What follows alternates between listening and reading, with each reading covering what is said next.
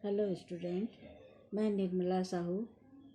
पिछले क्लास में हम लोग पढ़े थे टॉर्च बेचने वाला हरिशंकर परछाई जी की लेख। इसका जो कहानी का सारांश था वो हम आधा बताए थे। आज हम इसे पूरा करेंगे, ठीक है। तो इसमें दो दोस्त की कहानी है।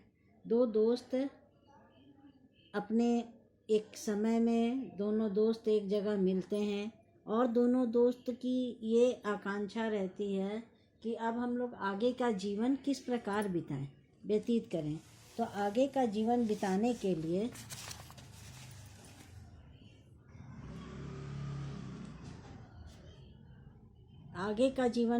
के लिए लोगों को अपने अपने जीवन को संवारने के लिए दोनों दोस्त बात करते हैं और फिर 5 साल के पश्चात उसी स्थान पर मिलने का वादा कर के दोनों अलग अलग रास्ते पर चल पड़ते हैं। उसमें एक दोस्त जो होता है वो ये जो साधारण टॉर्च जो होते हैं हमारे, वो टॉर्च बेचने का काम करता है। अपने हाथों में टॉर्च ले लेता है और जगह जगह पर घूम घूम कर खड़े होकर के अपने बातों से लोगों का मन मोह कर लोगों के मन को मोह करके और अपने टॉर्च को बेचता है। वो तरह तरह से लोगों को आकर्षित करता है कि ये टॉर्च ले लो, अंधकार आज सब जगह फैला हुआ है। वो अंधकार में यदि हमारे पैर किसी सांप के ऊपर पड़ जाते हैं तो सांप हमें डस लेगा और हमारी मृत्यु हो जाएगी, ये तुम्हारी मृत्यु हो जाएगी, ये कह करके। लेकिन फिर जब वो कहता है कि यदि हमारे पास टॉर्च रहेगा तो हम टॉर्च जला करके अंधेरे में उस रोशनी के फायदे से हम किसी भी चीज़ को आसानी से देख सकते हैं। और उस दरमियान यदि कोई जंगली विषैला चीज़ भी है तो उसको भी हम देख सकते हैं और साथ ही हम उससे अपने आप को बचाने का भी प्रयास कर सकते हैं।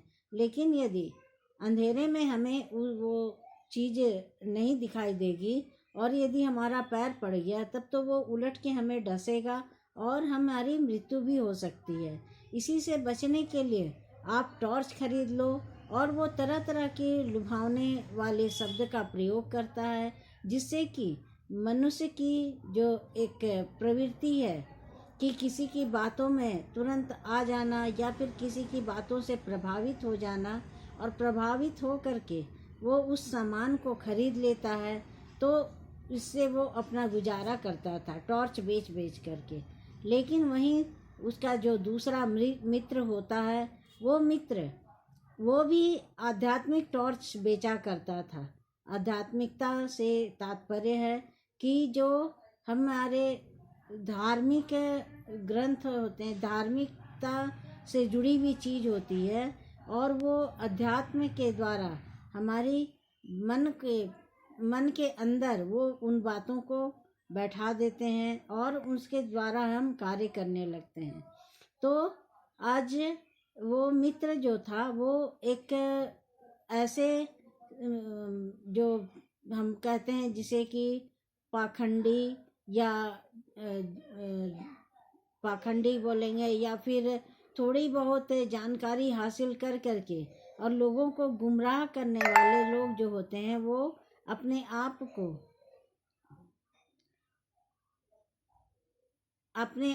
को उस जगह पर ले जाते हैं जहाँ पर कि लोगों को ठग के तरह तरह की बातों से प्रभावित करके और लोगों को अपने अंदर उनको कुछ ज्ञान चर्चा की बातें सुना करके और उससे पैसे वसूलने का काम करते हैं। तो दूसरा जो मित्र था वो इसी तरह की बातें कर करके लोगों को लुभाता था और उसे लोगों को वो कहता था कि जिंदगी में हर जगह अंधकार ही अंधकार है, इसे प्रकाशित कैसे किया जाए, वो यदि उसके संपर्क में आएगा तो वो उसे बताएगा। अब इसी तरह जब 5 साल के पश्चात जब दोनों में एक मित्र जो सूरज छाप टॉर्च बेचा करता था तो वो उस जगह पर आता है तो वहाँ उसका कोई मित्र वो मित्र दिखाई नहीं देता।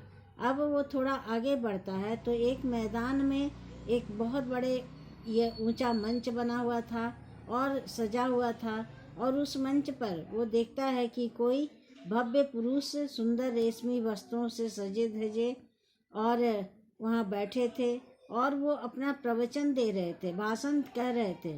वो कह रहे थे कि मैं आज मनुष्य को एक घने अंधकार में देख रहा हूँ, उसके भीतर कुछ बुझ गया है, यह युग ही अंधकारमय है।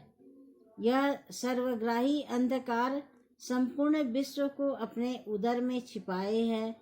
आज मनुष्य इस अंधकार से घबरा उठा है, वह बत भ्रष्ट हो गया है। आज आत्मा में भी अंधकार है, अंदर की आंखें ज्योतिहीन हो गई हैं, मैं वे उसे भेद नहीं कर पाती। मानव आत्मा अंधकार में घुटती है, अंदर की आंखें ज्योतिहीन हो गई हैं।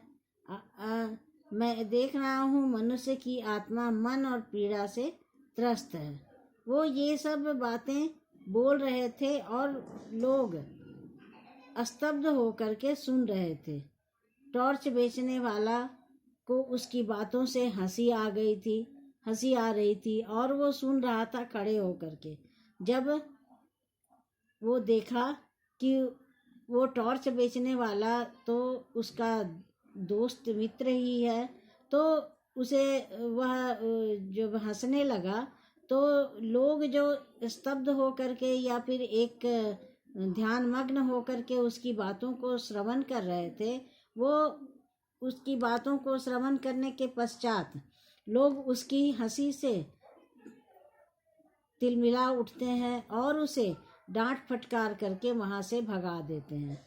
वो जब मित्र उसके जो वो अपने जो प्रवचन देता है उसका जो अंत इस प्रकार से करता है, भाइयों और बहनों, डरो मत, जहाँ अंधकार है वहाँ प्रकाश है, अंधकार में प्रकाश की किरण है, प्रकाश को अंतर में ढूंढो, मैं तुम्हारे अंदर वही शाश्वत ज्योति जगाना चाहता हूँ। हमारे साधना मंदिर में आकर इस ज्योति में अपने भीतर के टॉर्च को जगाओ। अब इस बातों को सुन करके जो भीतर जगाओ कहता है तो टॉर्च विक्रेता खिलखिलाकर हंस पड़ता है। अब लोग उसे क्या करते हैं, धक्का देकर वहाँ से भगाने का प्रयास करते हैं, लेकिन वह मंच के पास जाकर खड़ा हो जाता है। क्यों खड़ा हो जाता है? क्योंकि वह अपने मित्र को पहचान जाता है। कितनी भी वो दाढ़ी बढ़ा लिया हो या सफ़ेद वस्त्र धारण कर लिया हो, साधु संतों के जैसा वह बड़े बड़े डींगे हाँक रहा हो, लेकिन उसके जो हाव भाव है, चाल है, या फिर उसकी जो एक अंतरात्मा कह रही है, उसके द्वारा वह पहचान लेता है कि यह मेरा मित्र ही है। अब वो उसके पास खड़ा हो जाता है, तो जैसे ही वो मंच से उतरता है वो उसे पहचान लेता है कि ये हमारा मित्र है। वो जल्दी से वो गाड़ी में बैठने लगता है, तो जल्दी से उस अपने मित्र को भी खींचकर गाड़ी में बैठा लेता है और कहता है कि रास्ते में बातचीत नहीं होगी, तुम चलो मेरे बंगले पर और मैं वहीं पर तुमसे बातचीत करूंगा और सारी बातें भी बताऊंगा। इस तरह से गाड़ी में तो कोई बातचीत नहीं होती, लेकिन जब वह अपने बंगले में जाता है, क्योंकि गाड़ी में कुछ यदि बताएगा तो यहाँ पर सोचने वाली समझने वाली बात है कि यदि वो गाड़ी में कुछ बताता है तो अगल बगल बैठे हुए लोग भी या फिर जो ड्राइवर है वो भी सुनेगा, तो इसकी पोल खुल जाएगी कि यह कितना झूठ फरेबी करने वाला इंसान है। तो इस तरह से वह अपनी पोल को नहीं खुलवाना चाहता, और पोल नहीं खुलवाने के कारण वह जो होता है वह अपना पूरा ये ध्यान मग्न हो करके एकाग्रचित्त हो करके अपने बंगले पर जब पहुंचता है तो कमरे में ले जा करके अपने मित्र से सारी बातें बताता है। अब वो कहता है कि तुम क्या कर रहे हो? तो वो कहता है मैं तो ये टॉर्च घूम घूम कर बेचता हूँ, और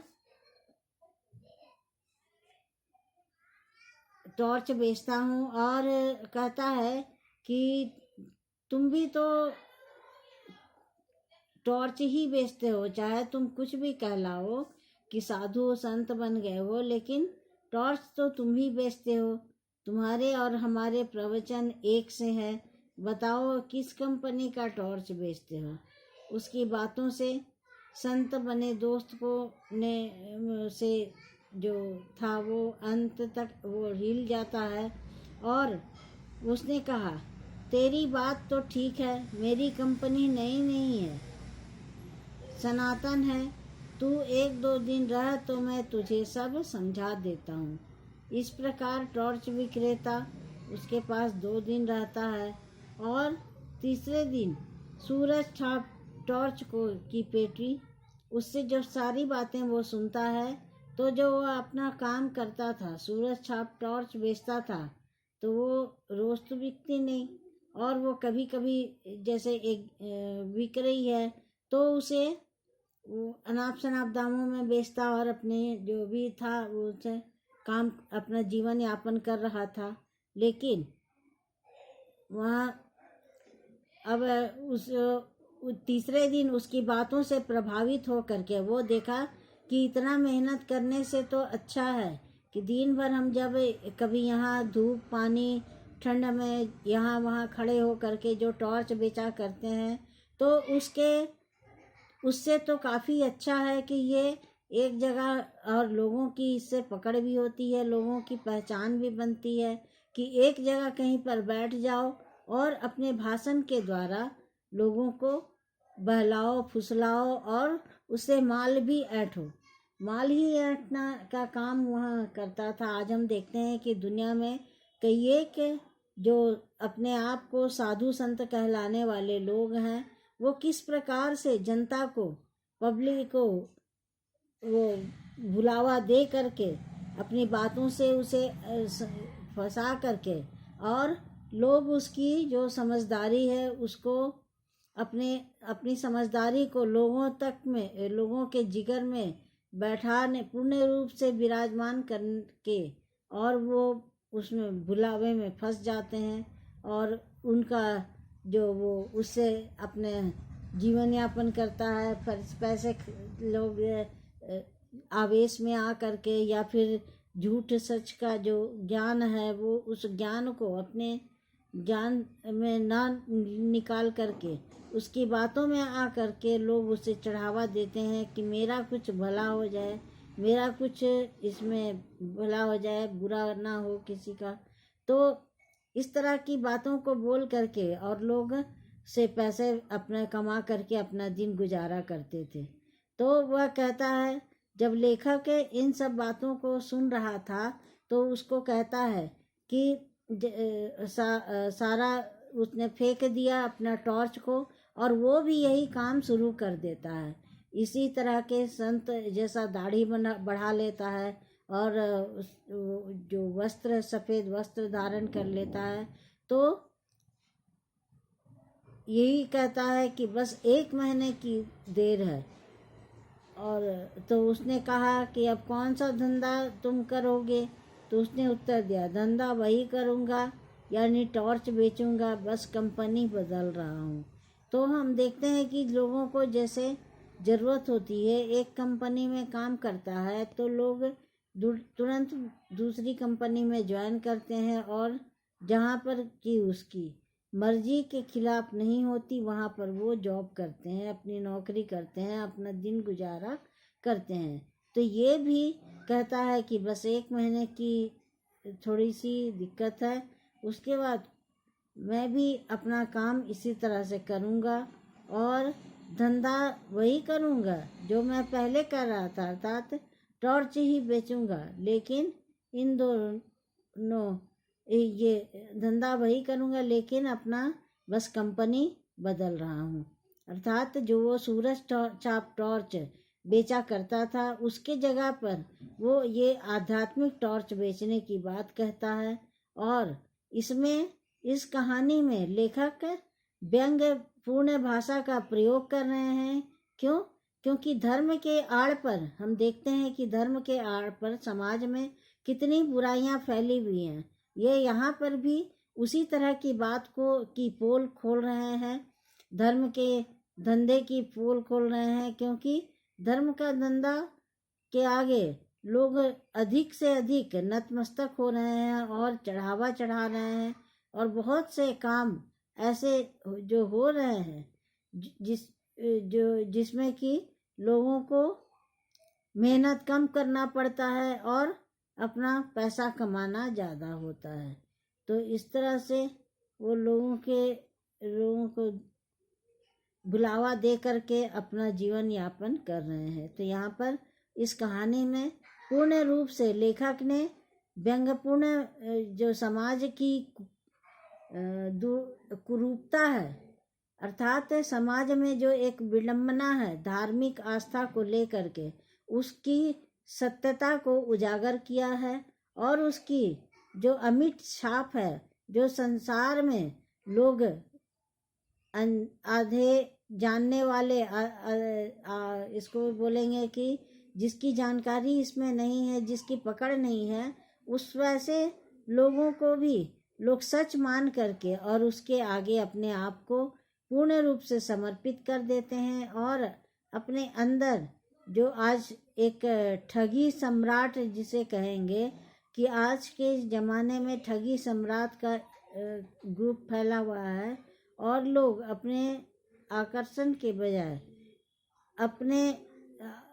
लोग अपनी सत्यता के आधार पर चलने के बजाय झूठ का सहारा लेते हैं और झूठ के बल पर पैसा कमाने का प्रयोग करते हैं। तो ये आज कहानी समाप्त हो गई और अगले दिन हम लोग इसमें पढ़ेंगे, कुछ व्याख्याएं वगैरह कर लेंगे, तो इससे में हम लोगों को फायदा मतलब सब पूरी समझदारी हो जाएगी। आप लोग कहानी का मैं सारांश समझा दी हूँ और आप लोग कहानी को पूर्ण रूप से पढ़ लीजिएगा पूरी तरह से, जिससे कि ऑब्जेक्टिव प्रश्न को सॉल्व करने में अच्छा आप लोगों के लिए हो। तो आज ये क्लास यहीं समाप्त होता है।